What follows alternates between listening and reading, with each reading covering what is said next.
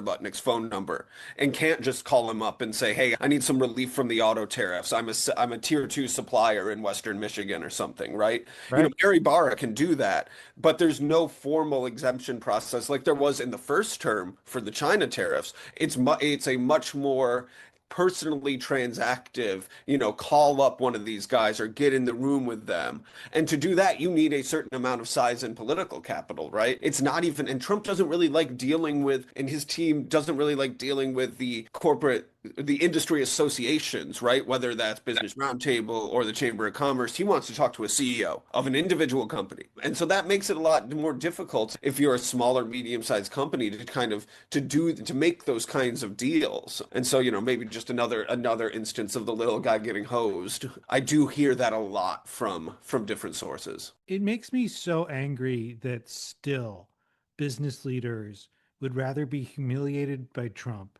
and have to lose sleep at night knowing that whatever deal they negotiated with Trump could get overturned by a Trump social post tomorrow, than having to suffer through a small lecture from Elizabeth Warren and Bernie Sanders when they're negotiating in good faith, they're being transparent, and they're going to follow through on whatever you actually deal with them. I get that liberals can be annoying sometimes, but how can Bernie Sanders really be scarier than having to wake up one day and check whether our entire trade policy with Brazil has gotten overturned because of some court case that you've never heard of before?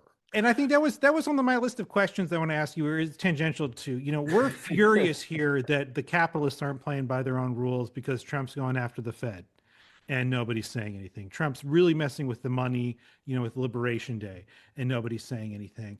Banker Bill pushes back on me a lot when I say this because he's saying if you really paid attention, if you read Gavin Bade in the Wall Street Journal, if you engaged